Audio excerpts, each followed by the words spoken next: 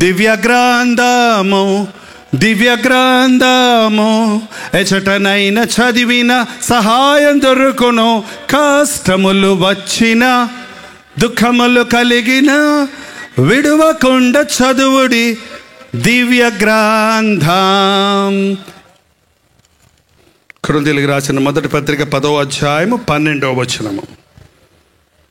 తాను నిలుచున్నానని తలంచుకున్నవాడు పడకుండునట్లు జాగ్రత్తగా చూచుకొనవలెను.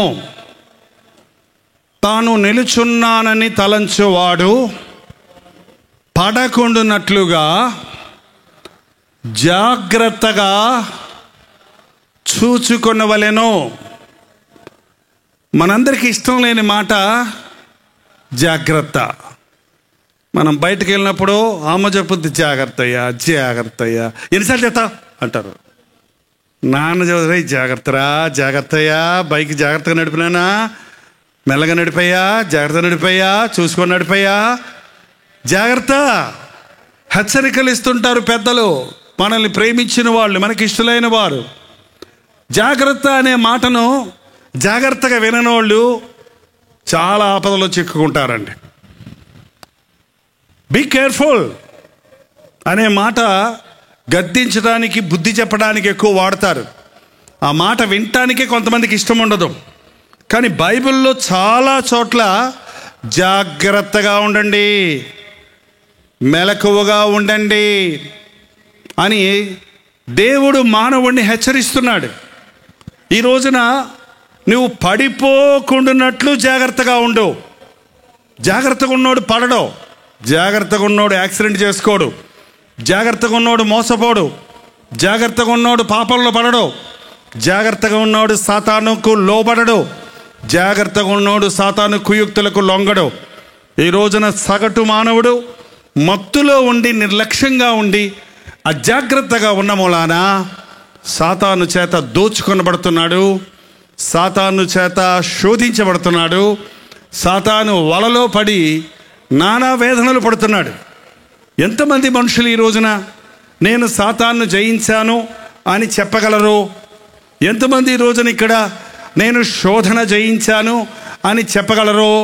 దానికంటే ముందు ఎంతమంది ఇక్కడ నాకు శోధనలే లేవు, నాకు శోధనే రాదు అని చెప్పగలరు? నాకు శోధనలే లేవన్నోళ్ళు ఎవరున్నంటే చేయి చూపించండి. ఎవరు లేరా? అయితే అక్కడ ఉన్న వాళ్ళందరూ బతుకున్నోళ్ళే. చచ్చిపోయినోడికి తప్ప బతుకున్నోడికి తప్పకుండా ఏదో ఒక శోధన ఉంది. చచ్చినోడికి ఇంకా ఏమి శోధన లేదు. ఆడు హాయిగా పడుకుంటాడు.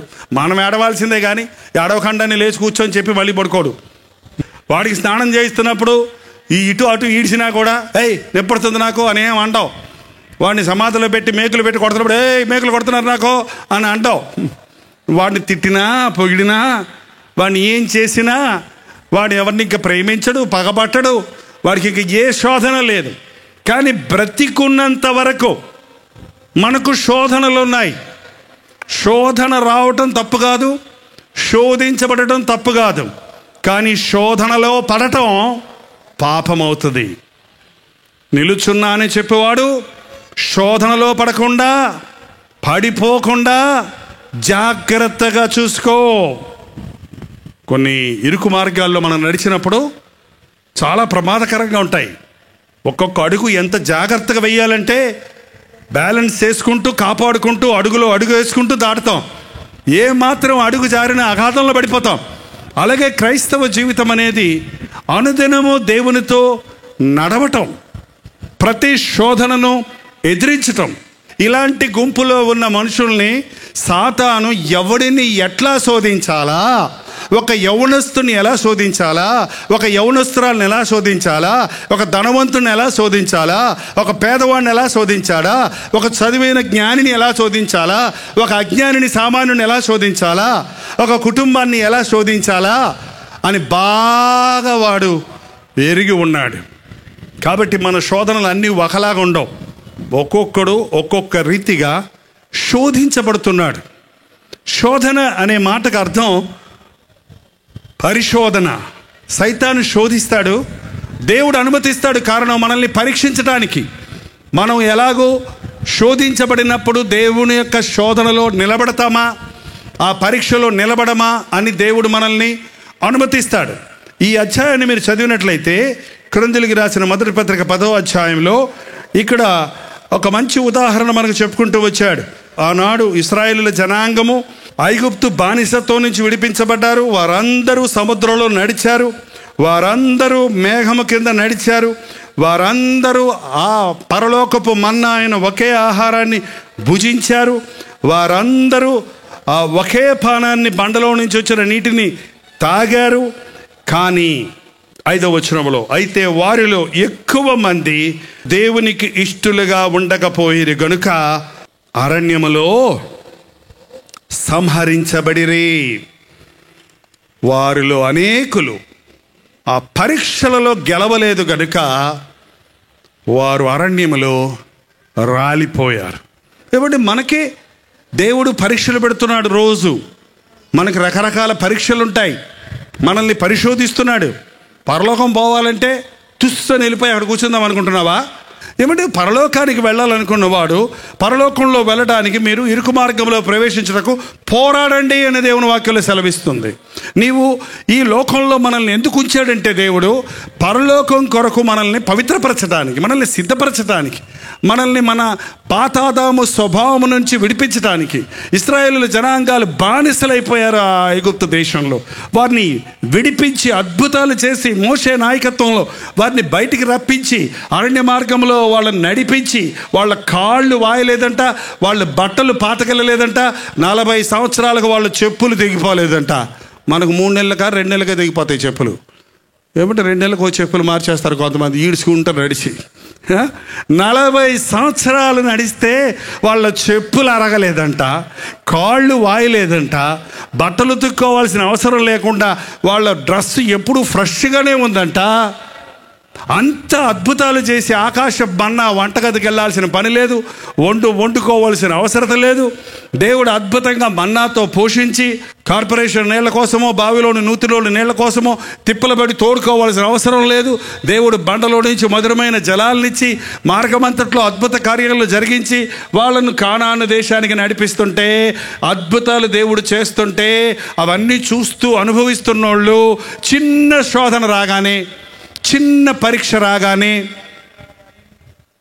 వారిలో అనేకులు రాలిపోయారు. ఏం పరీక్షలు చేయ చూడండి, త్వరగా ఒకసారి చూద్దాం. 10వ అధ్యాయంలో, వారిలో కొందరి వలె మీరు విగ్రహారాధికులై ఉండకుడి, మరియు వారి వలె మనము వ్యభిచరించక ఉందుము, వారి వలె మనం సనగక ఉందుము. ఏంటండి? దేవుణ్ణి మర్చిపోయి దూడం చేసుకొని నువ్వే దేవుడు అని డ్యాన్స్ చేస్తున్నారు. దేవుడిచ్చినటువంటి ఆశీర్వాదాల గురించి పరిశుద్ధంగా తమ దేహాలను కాపాడుకోవాలన్నది విరిచి ఆడుచు పాడుచు వ్యభిచార క్రియలకు చోటిచ్చారు. ఈ రోజున ఎంతమంది విశ్వాసులు దేవుని కంటే మరి దేనినైనా ఎక్కువ ఎవరైనా ప్రేమిస్తుంటే వాళ్ళు విగ్రహారాధికులు. విగ్రహం అంటే ఏంటంటే దేవుని స్థానంలో మరి దేనిని పెడితే అది విగ్రహం. మనలో చాలామంది మీ విగ్రహారాధన విడిచిపెట్టాం. కానీ నీ హృదయంలో దేవుడు మొదటి స్థానంలో ఉన్నాడా? చాలామంది పొద్దున్న లేచిందే అద్దం దగ్గరికి వెళ్తారు. అద్దంలో ముందు నా ముఖం ఎట్టుందో చూసుకోవాలి. రాత్రి బాగా నిద్రపోయానా, బొగ్గలు వచ్చాయా, కళ్ళు ఉబ్బాయా, పొద్దున్నే నీ దర్శనమే. ఎవడు నీ దేవుడు ఎవడన్నమాట నువ్వే. కొంతమందికి న్యూస్ పేపర్ వచ్చిందా అంటాడు. లేచిందే టీవీ ఆన్ చేయాలి, ఏం న్యూస్ చూడాలి, రాత్రి ఏం జరిగిందో న్యూస్ చూడాలి. ఎంతమంది ఈ రోజున లేచినని వేకువనే నిన్ను వెతుకుదును అన్నాడు దావీదు.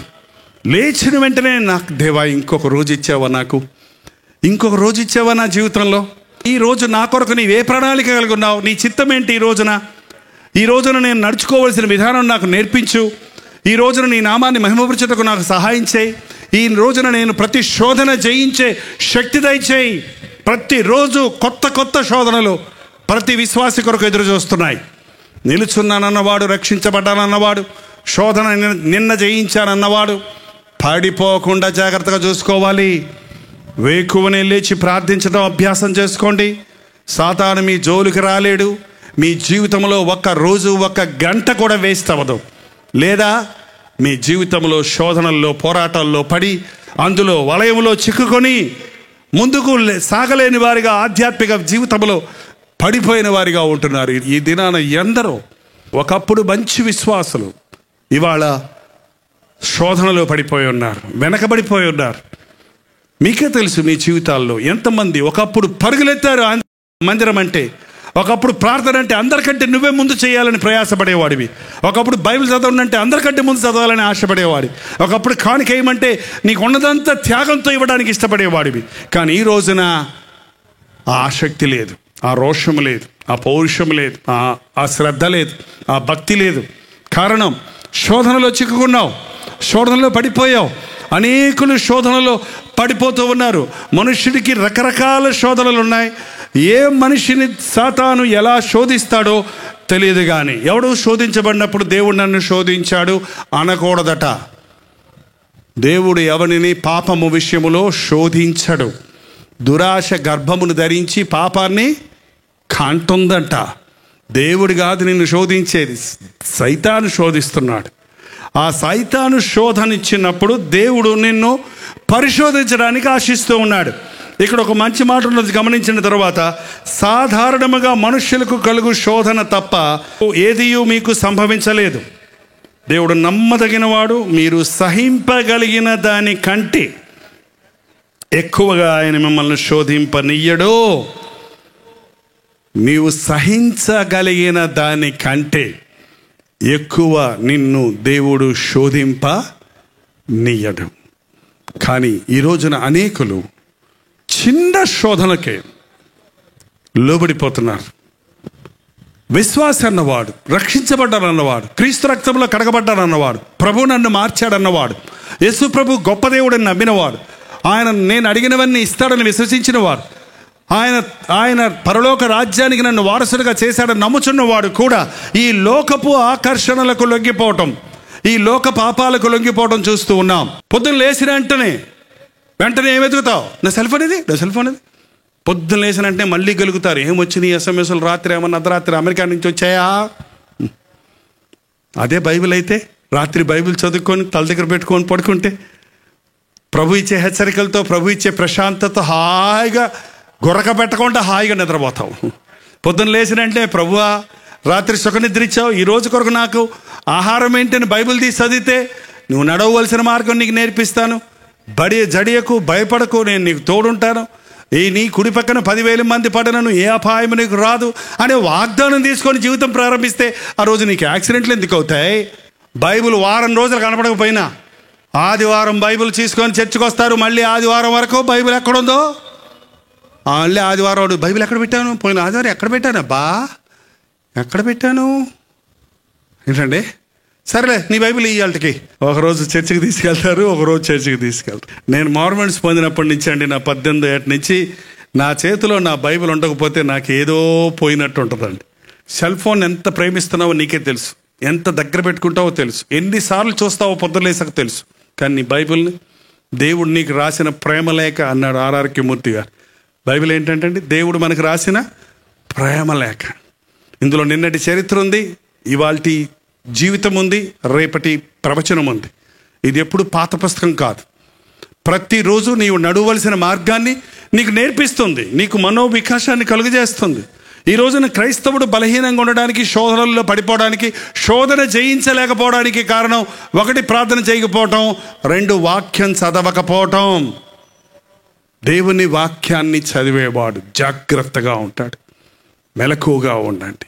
యేసుప్రభు గెత్సెమను తోటలో శిష్యులతో చెప్పాడు, ఇదిగో ఆత్మ సిద్ధమే కానీ శరీరం బలహీనముగా ఉంది, మీరు శోధనలో పడకుండా మెలకువగా ఉండి ఏం చేయమన్నాడు? ప్రార్థన చెయ్యండి. ఏం చేశారు పేతురు, యోహాను, యాకోబు?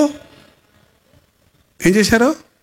కునికి నిద్రించారు. మళ్ళీ వచ్చాడు ప్రభు. వచ్చేటప్పటికి కొంచెంసేపు అన్న మెలకువగుండలేరా? మీరు శోధనలో ప్రవేశించకుండా మెలకువగుండి ప్రార్థన చేయడని రాతివేట దూరం ఆయన వెళ్ళి అక్కడ ప్రార్థన చేసుకొని మళ్ళీ వచ్చి చూస్తాడు. మళ్ళీ ఏం చేస్తున్నారు? చేస్తాం ప్రభా ఏంటండి, మళ్ళీ వచ్చి ప్రార్థన చేయండి. మూడోసారి చెప్పాడు, ఇంకా అక్కర్లేదులే, అయిపోయింది, శోధన అయిపోయింది, నేను చేయించేశాను. ఎందుకంటే ఆయన ప్రార్థన చేశాడు. ఆయన బహుగా వేదన పడి ప్రార్థన చేయనప్పుడు ఆయన చెమట నేలను పడుతున్న గొప్ప రక్త బిందువుల వలె అయ్యిందని దేవుని వాక్యం సెలవిస్తుంది. ఈ రోజున శోధన జయించడానికి మనం మెలకువగా ఉండాలి, ప్రార్థన చేయాలి. నువ్వు తట్టుకోగలిగిన దానికంటే ఎక్కువ నీకు శోధన పంపించడం. ఎంతోమంది యవనస్తులు ఇది అని చెప్తుంటారు, ఎంతోమంది విశ్వాసులు చెప్తుంటారు, నేను శోధనలో పడిపోయానన్నా.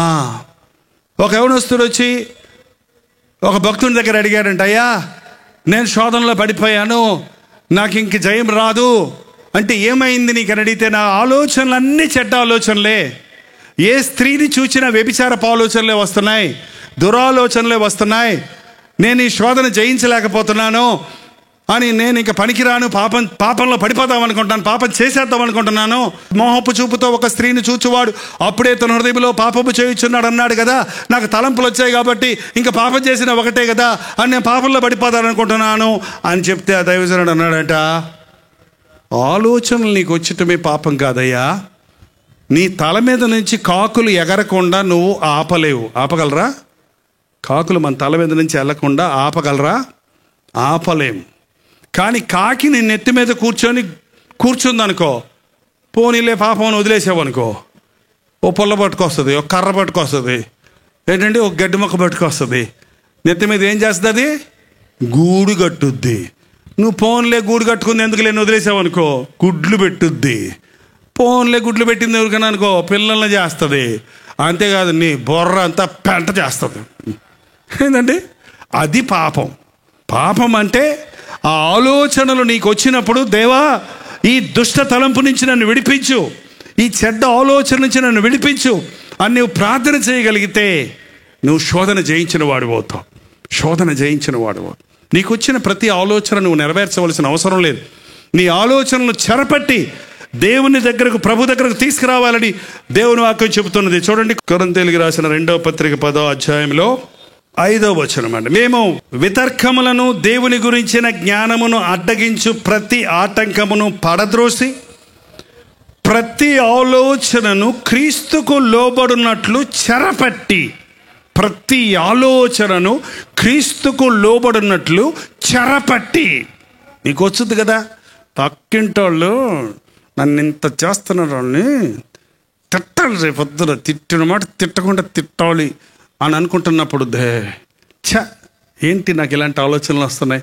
నీ శత్రువుని ప్రేమించమని ప్రభు చెప్పాడు కదా. ప్రభా నాకు ఈ దుష్ట తలంపులు, కోపంతో, కక్షతో, అసూయతో తలంపులు వస్తున్నాయి అయ్యా, ఈ తలంపులు తీసేయను ఆయన, నాకు మంచి మనసు దయచేయి ప్రభా అని నువ్వు మోకాళ్ళ మీద ప్రార్థన చేస్తే రేపొద్దునే నీవు శత్రువుని చూసినప్పుడు తిట్టవు సరిగదా, చిరునవ్వు నవ్వి సమాధాన పడతావు. ఒక వ్యభిచారపు తలంపు నీలోకి వచ్చినప్పుడు, ప్రభా ఈ వ్యభిచార మనసు నాలో నుంచి తీసేయ్యా, ఈ దుష్ట ఆలోచన తీసేయ్యా అని నీవు ఆలోచనను చెరపట్టి ప్రభు పాదాల దగ్గర పెట్టి ప్రార్థన చేస్తే నీ మనస్సు, నీ హృదయం తేలికైపోతుంది. ఈ రోజున మన హృదయంలోనికి వచ్చే ఆలోచనలు దురాలోచనలకు నిలయమండి హృదయం.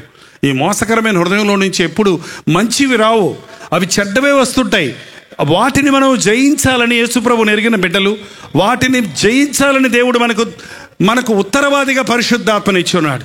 పరిశుద్ధాత్ముడు మన పాపముల గురించి ఒప్పిస్తాడు, మనం ఒప్పుకున్న పాపం మీద జయమిస్తాడు, మనల్ని రూపాంతరం పొందినట్లుగా మనకు విడుదలిస్తాడు. అది క్రైస్తవ జీవితం, అది క్రైస్తవ జీవితం.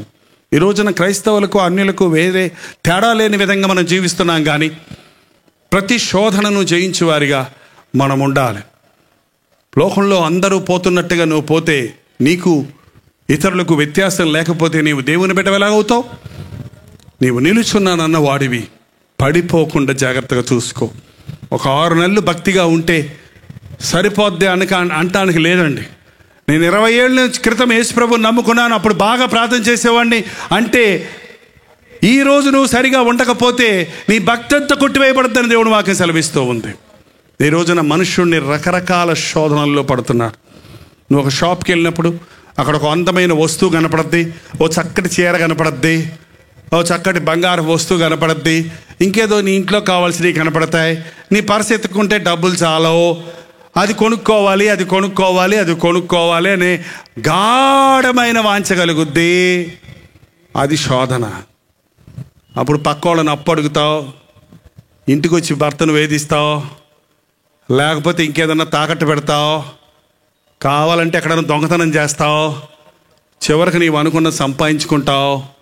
నువ్వు శోధనలో పడిపోయావు అన్నమాట. ఈ వస్తువు లేకుండా నేను బతకగలను కదా. అదేనండి, సారాయి లేకుండా బతకొచ్చు, సెల్ ఫోన్ లేకుండా బతకొచ్చు, సిగరెట్లు లేకుండా బతకొచ్చు, ఇంట్లో ఫ్రిడ్జ్ లేకుండా బతకొచ్చు, ఏసీ లేకుండా బతకొచ్చు. ఏంటండి, మన తాత ముత్తాతలందరూ ఏసీలు పెట్టుకొని బతికారా? బతకొచ్చు. ఫ్యాన్ లేకుండా బతకొచ్చు. కానీ అన్నం లేకుండా బతకగలరా? అన్నం లేకుండా బతకగలరా? మనకు వచ్చే ముఖ్యమైన శోధన ఏంటంటే ఏమి తిందుమా. ఏంటండి, ఆహారం గురించిన శోధన.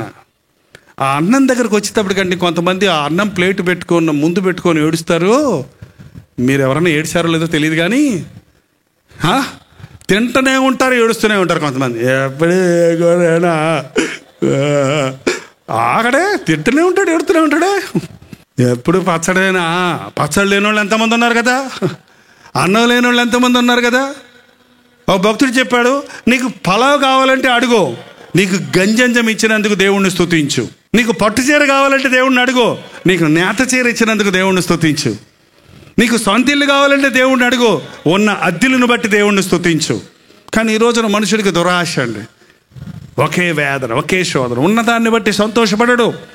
అద్దెగట్టలేక వీధులు పాలైన వాళ్ళు, రోడ్ల మీద గుడ్డలు కట్టుకొని గుడారాలు వేసుకొని బతికేవాళ్ళు మన భారతదేశంలో ఎంతోమంది ఉన్నారు.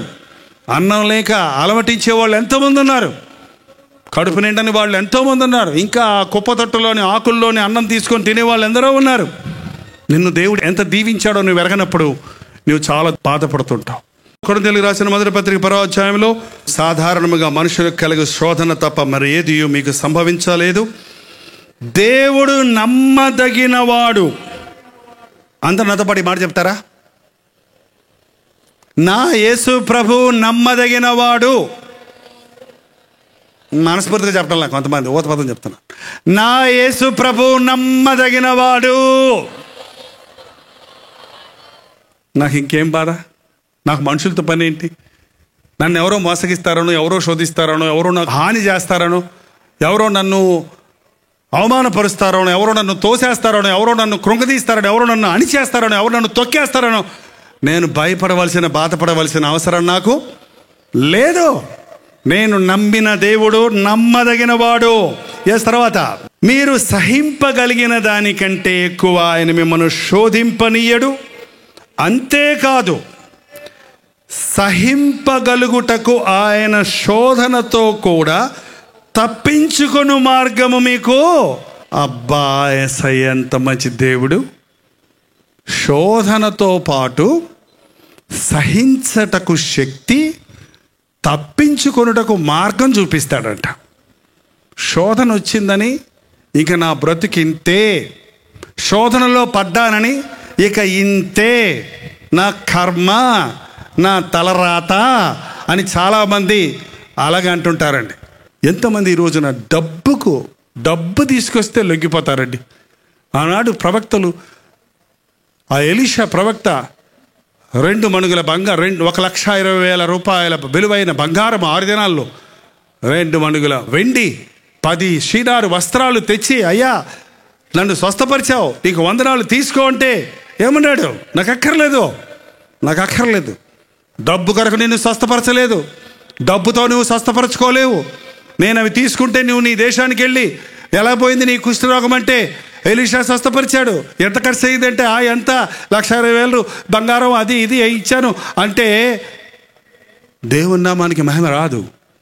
కానీ ఈ రోజున చిన్న స్వస్థత పొందితే నాకే ఇవ్వాలి నీ దశంభాగం, నేను బాప్తీసం ఇచ్చాను కాబట్టి నీ దశంభాగం నాకే ఇవ్వాలి. ఎక్కడ లేదండి బైబిల్లో, అది ఎక్కడ లేదు. నీవు ఆధ్యాత్మికంగా ఎక్కడ బలపడుతున్నావో, నీవు ఎక్కడ రక్షించబడ్డావో, ఎక్కడ బలపడుతున్నావో, ఎక్కడ ఆశీర్వదించబడుతున్నావో, నీకు ప్రభువు ఎక్కడ ఇమ్మంటాడో అక్కడ మందిరంలో తీసుకెళ్ళి నీ దశంభాగాన్ని,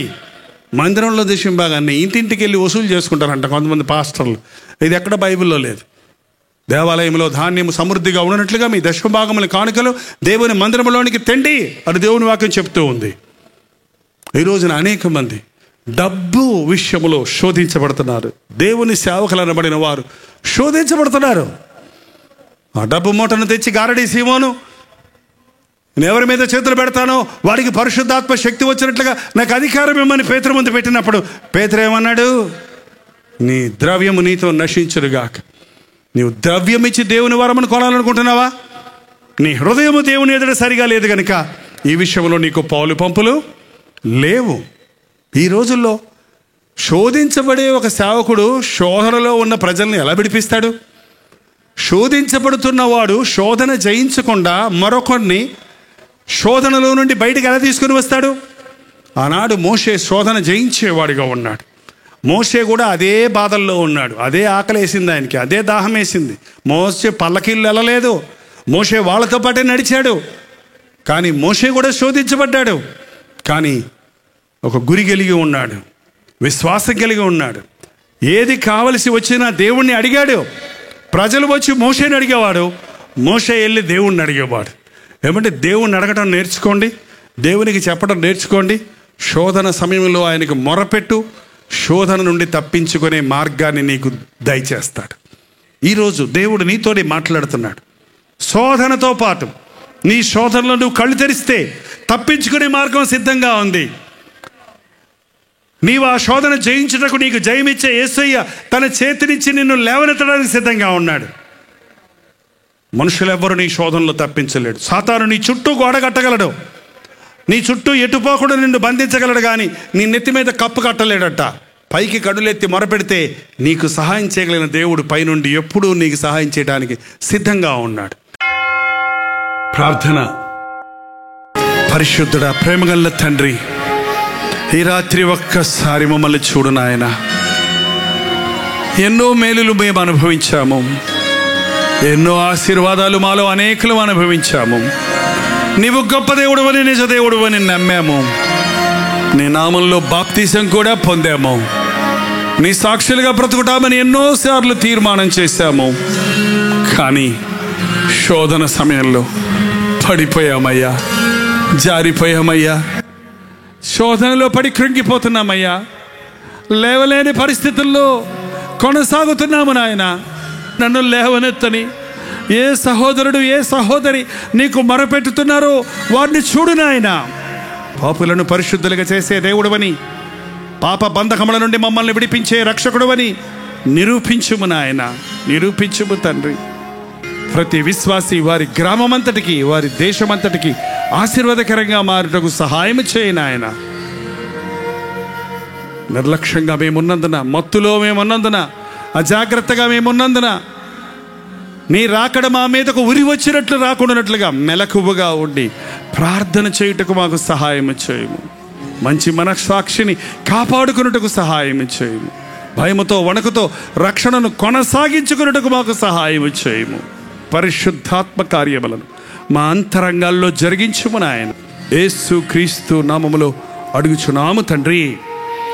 మన తండ్రి అయిన దేవుని యొక్క ప్రేమయు, కుమారుడైన క్రీస్తు యొక్క కృపయు, ఆదరణకర్త అయిన పరిశుద్ధాత్మ యొక్క సహవాసమును కూడి వచ్చిన మనందరికీ, చేతులెత్తి ప్రభువుకు సమర్పించుకున్న మీకును, ఇప్పుడును సదాకాలమును తోడై ఉండును గాక. ఆమేన్, ఆమేన్, ఆమేన్.